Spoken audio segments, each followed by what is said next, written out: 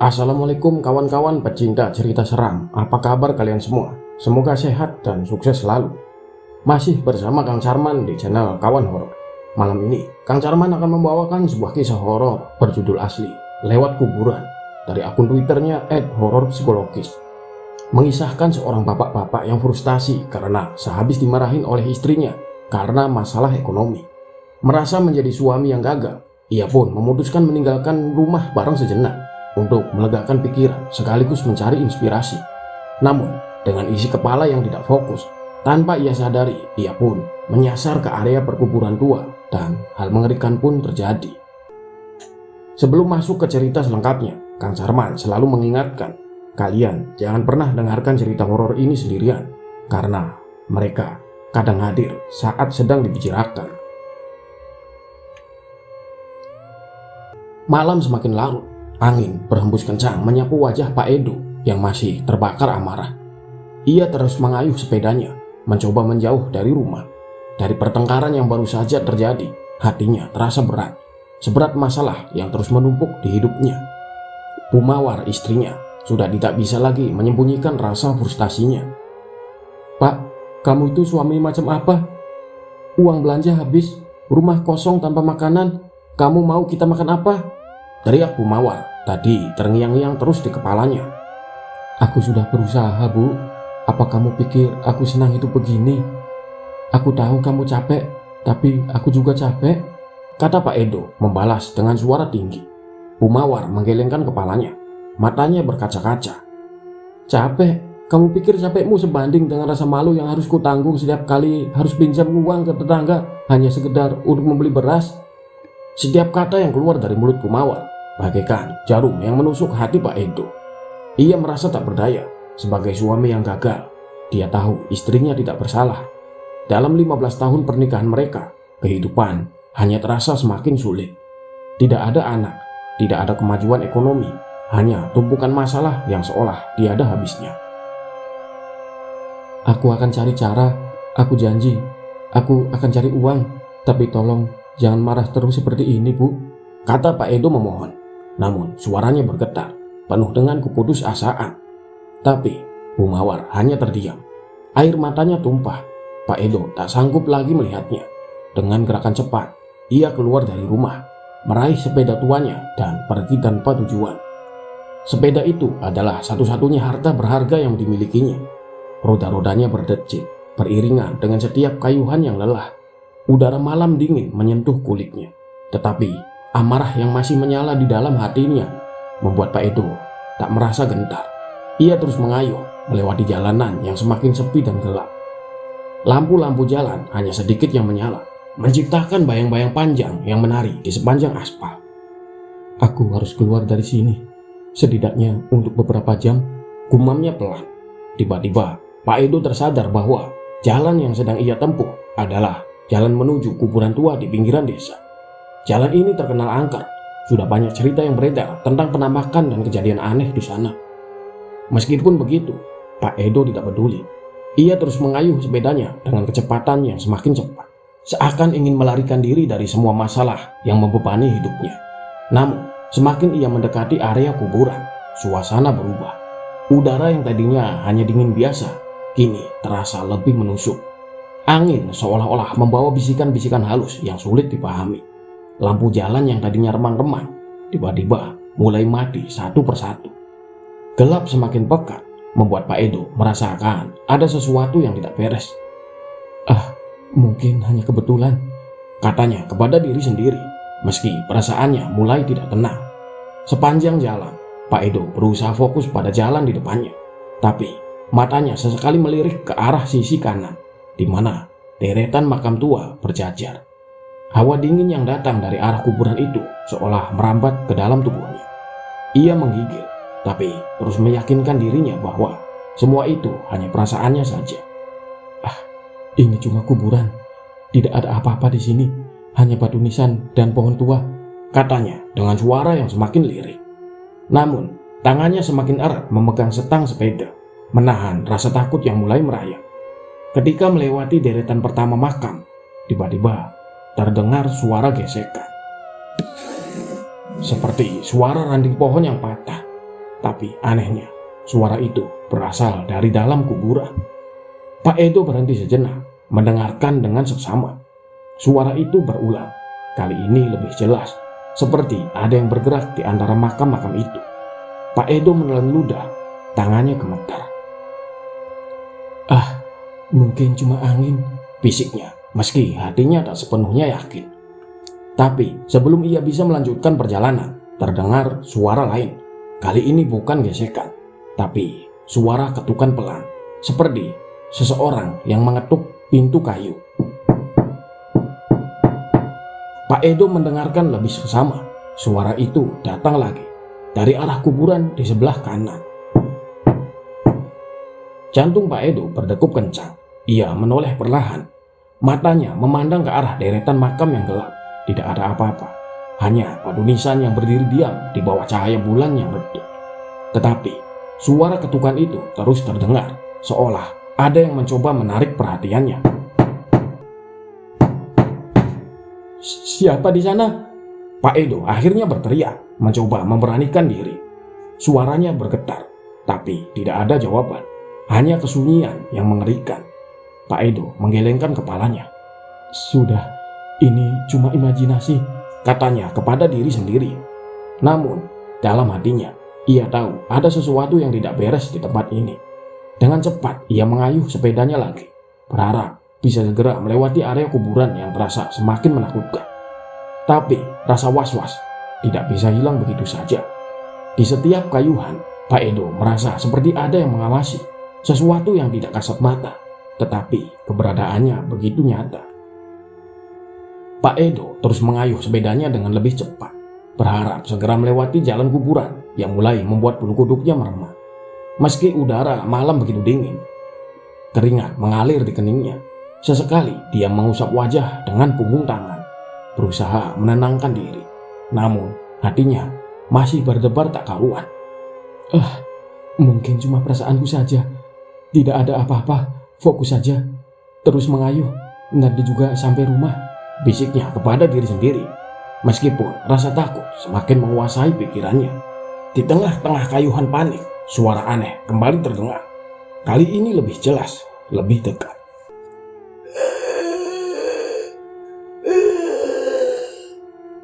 Sepertinya suara rintihan lembut samar-samar terdengar di balik tembok kuburan. Pak Edo menghentikan sepedanya sejenak, berusaha menangkap asal suara itu. "Rintihan?" gumam Pak Edo pelan. Ia menoleh ke kanan, matanya menyipit, mencoba menembus kegelapan yang menyelimuti makam-makam tua itu.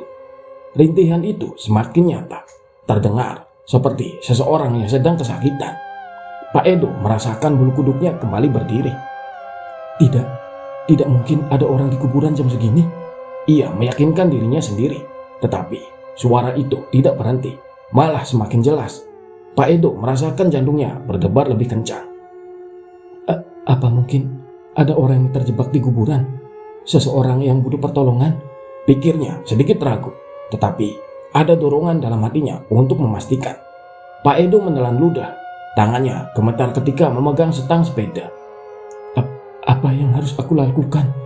Kalau beneran ada orang yang butuh pertolongan, tapi kalau itu bukan orang? Pikirannya berkecamuk, bingung antara rasa penasaran dan ketakutan. Akhirnya ia mengumpulkan keberanian dan menepi, lalu menuntun sepedanya menuju tepi tembok kuburan.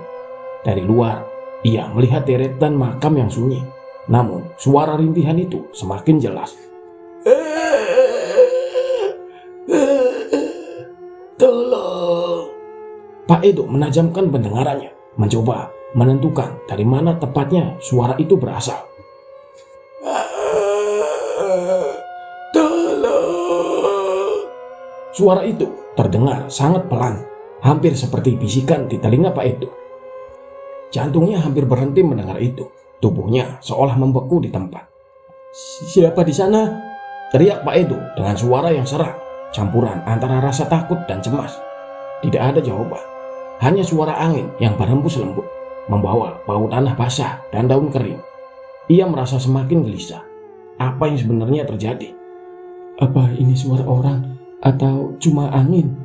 Pak Edo bergumam, berusaha mencari alasan yang masuk akal. Dia menoleh ke sekeliling, berharap bisa menemukan sesuatu yang nyata, tapi tidak ada apa-apa. Hanya kegelapan yang pekat dan sunyi yang mencekam. Tiba-tiba, suara rintihan berubah menjadi tawa kecil. Tawa itu begitu lembut, tetapi cukup untuk membuat darah Pak Edo berdesir. Bukan tawa yang menenangkan, melainkan tawa yang terdengar dingin, seperti seseorang yang sedang menertawakan rasa takutnya.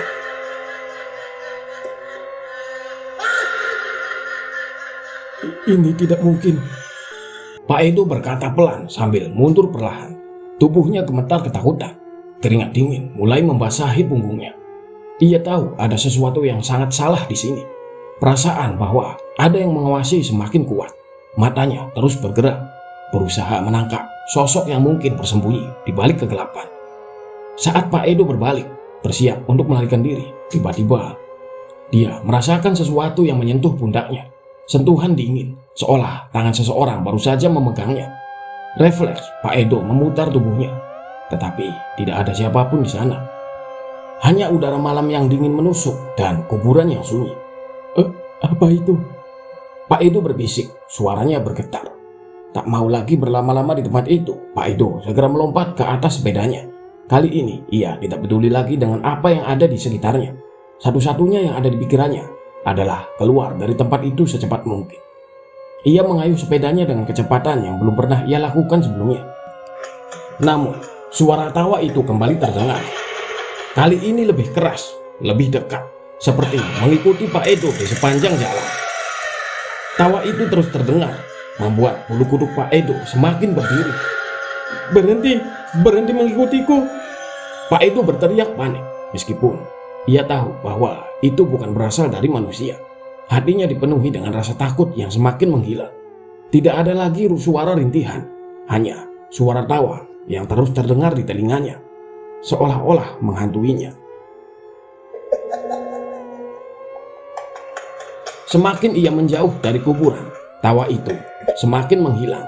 Tetapi rasa takut di hatinya tetap ada, tak berkurang sedikit pun. Pak Edo tidak berani menoleh ke belakang. Ia tahu apapun yang ada di sana tidak ingin dia lihat. Pak Edo terus mengayuh sepedanya dengan sekuat tenaga. Keringat dingin membasahi dahinya. Namun angin malam yang dingin tidak mampu mengusir ketakutan yang telah mencengkeram seluruh tubuhnya. Jalanan di depannya semakin sunyi. Hanya suara ranting-ranting pohon yang berderak dan gemerisik dedaunan yang bertiup angin menemani perjalanan malamnya. Tapi di kejauhan, Pak Edo bisa melihat sesuatu yang membuat napasnya tersenggal. Di tengah jalan yang biasanya kosong, Pak Edo melihat bayangan hitam berdiri tegak. Tubuhnya kaku, tidak bergerak. Sosok itu seolah-olah menunggunya di sana, tepat di jalan yang harus Pak Edo lalui. Bayangan itu terlihat tinggi, dengan pakaian serba hitam yang membaur dengan kegelapan malam. Pak Edo memperlambat kayuhannya. Matanya tak lepas dari sosok misterius itu. Apa-apaan ini? Pak Edo berbisik pada dirinya sendiri. Jantungnya berdebar kencang dan perasaan tidak enak kembali menyelimutinya. Siapa orang itu? Pikir Pak Edo, berusaha menghilangkan pikiran buruk yang mulai menyelinap. Namun semakin ia mendekat, semakin jelas terlihat bahwa bayangan itu bukanlah manusia biasa. Sosok itu tidak bergerak, tidak bergeming, hanya berdiri diam seperti patung. Pak Edo semakin dekat dan ia mulai bisa melihat sesuatu yang lebih mengerikan. Wajah sosok itu tidak terlihat, seolah-olah terselubung dalam kegelapan yang lebih pekat dari malam di sekitarnya. Gila, aku harus lewat mana ini? Pak Edo bergumam pelan, mencoba menenangkan diri. Namun kakinya semakin gemetar. Mundur? Tidak, aku tidak bisa balik lagi ke kuburan itu. Tiba-tiba, tanpa Pak Edo sadari, ia mengayuh sepedanya lebih pelan hingga berhenti tepat beberapa meter dari bayangan itu. Ia terdiam seolah-olah tubuhnya tak mampu bergerak lebih jauh. Siapa kamu? Teriak Pak Edo dengan suara bergetar, berharap mendapatkan jawaban. Meskipun dalam hatinya ia tahu bahwa tidak mungkin sosok itu akan menjawab. Keheningan menyelimuti jalan. Bayangan hitam itu masih diam. Pak Edo menelan ludah, jantungnya semakin berdegup cepat. Dia memutuskan untuk memberanikan diri maju lagi, meskipun nalurinya mengatakan untuk pergi sejauh mungkin dari tempat itu. Ketika Pak Edo hanya berjarak beberapa meter dari sosok tersebut, tiba-tiba suara serak terdengar. "Kamu datang untuk menjemputku?" Pak Edo hampir melompat dari sepedanya. Suara itu begitu dingin dan menusuk, seolah berasal dari dalam kuburan. Suara yang tidak mungkin milik manusia hidup. Apa maksudmu?" kata Pak Edo mencoba berbicara meskipun suaranya terdengar lemah dan bergetar. Dia tidak berani menatap langsung ke sosok itu, takut melihat sesuatu yang lebih mengerikan. Sosok itu tidak menjawab lagi, tetapi perlahan mulai bergerak maju. Kaki Pak Edo langsung terasa lemas, seolah-olah tenaganya terkuras hanya karena ketakutan yang semakin mendalam. Sosok itu mendekat lebih dekat, dan Pak Edo merasakan hawa dingin menyelimuti sekitarnya. Dalam ketakutannya, Pak Edo mencoba berpikir cepat. Harus lewat, harus terus maju, pikirnya. Tetapi tubuhnya masih terpaku di tempat. "Kenapa kamu tidak pergi?" tanya sosok itu lagi. Kali ini suaranya semakin mendekat. Terdengar seakan-akan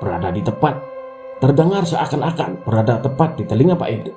Rasa takut melumpuhkannya sepenuhnya. Aku cuma lewat," jawab Pak Edo dengan suara gemetar. "Aku tidak mau mengganggu." Tiba-tiba sosok itu berhenti, hanya beberapa langkah di depan Pak Edo. Bayangannya begitu besar, lebih besar dari yang seharusnya, dan kegelapan seolah menelan jalan di sekitarnya. "Kamu tidak bisa pergi!" Suara itu menggema dalam kepala Pak Edo, membuat jantungnya berdegup semakin kencang. Tanpa berpikir panjang lagi, Pak Edo memaksa kakinya untuk bergerak. Dia mengayuh sepeda dengan kecepatan yang tak pernah ia lakukan sebelumnya, mencoba menerobos jalan di samping sosok hitam itu. Detik-detik terasa begitu lama, seolah waktu berjalan lebih lambat saat ia berusaha melarikan diri. Namun, ketika Pak Edo berhasil melewati sosok itu, ia merasakan sesuatu yang dingin menyentuh lengannya, seperti tangan hantu yang mencengkeram dari kegelapan.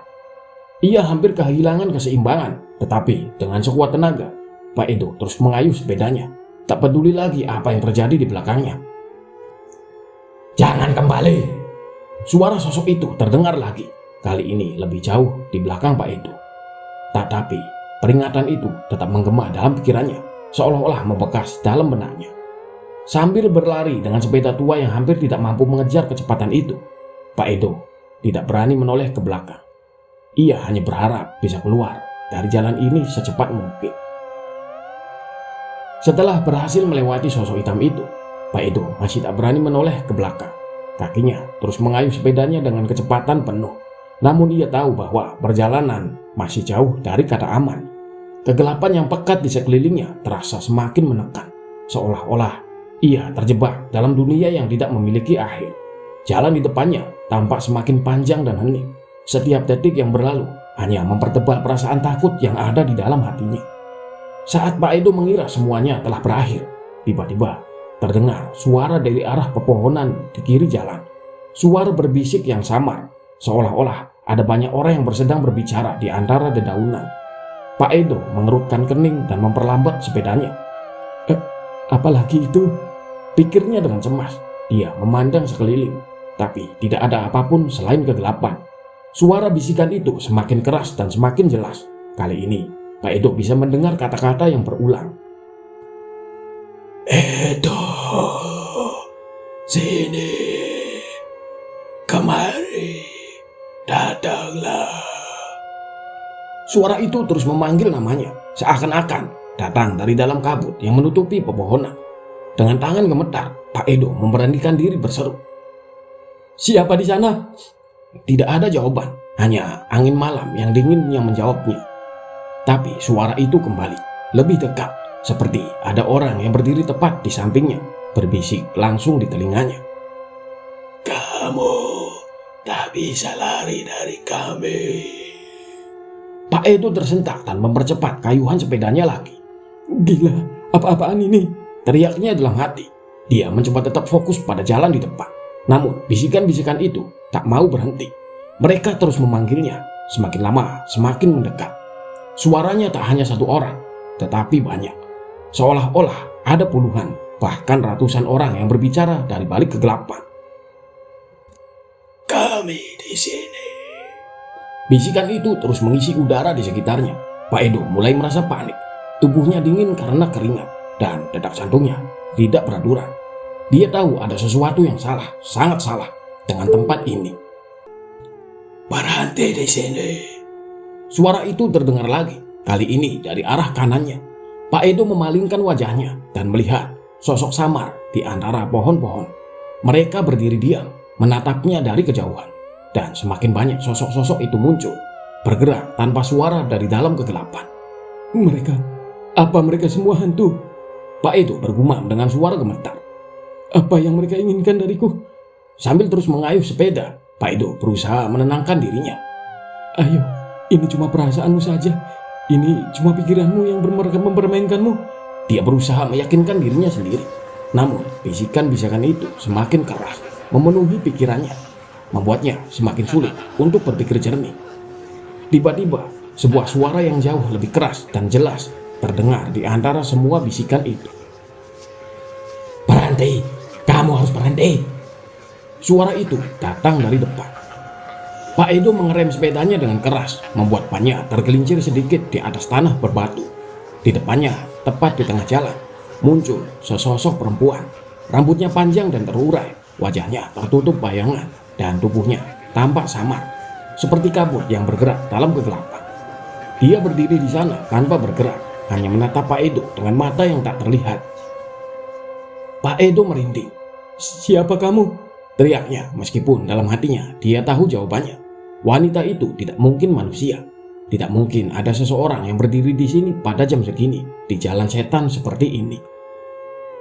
Aku di sini untukmu. Suara perempuan itu pelan, namun jelas, mengisi malam yang sunyi. Kamu mau apa dariku? Pak Edo mencoba mempertahankan suaranya agar terdengar kuat, meskipun dalam hatinya dia merasa lemah dan takut. Jantungnya berdegup semakin kencang dan kakinya terasa lemas.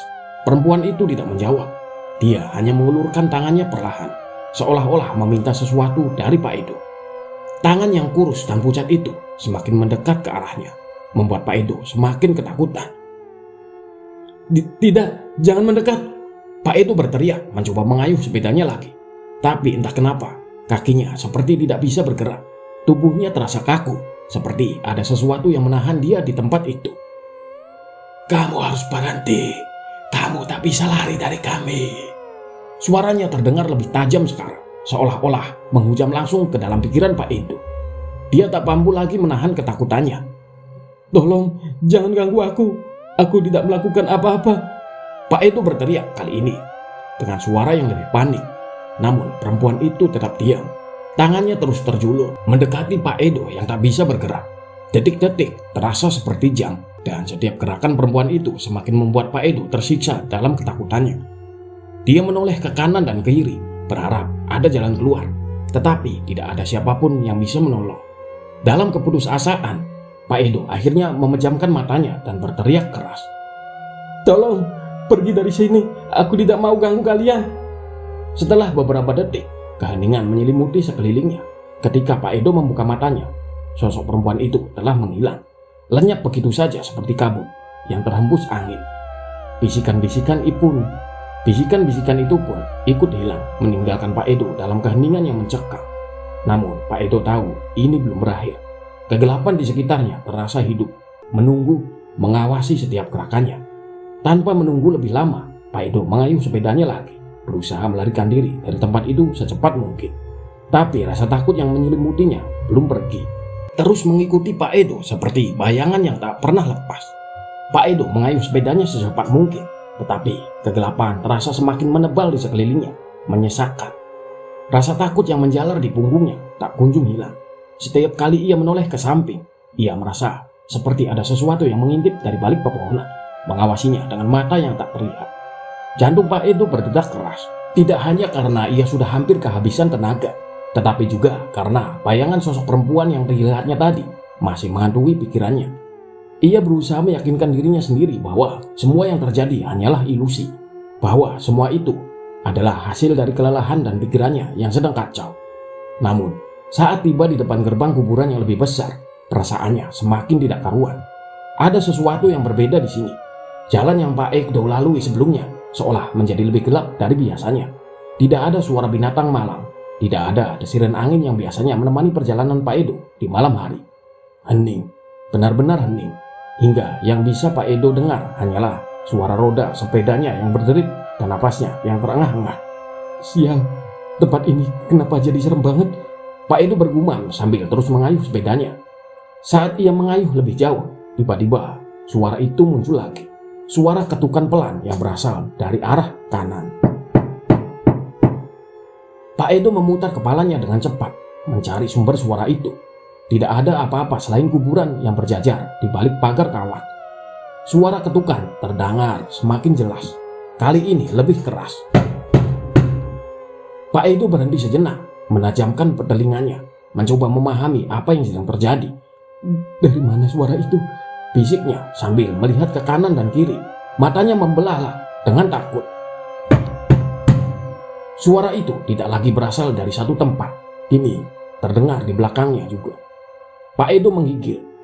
Ini tidak mungkin nyata, gumamnya dengan suara bergetar. Tetapi meskipun ia berusaha meyakinkan dirinya, jantungnya tak mau berhenti berdegup kencang.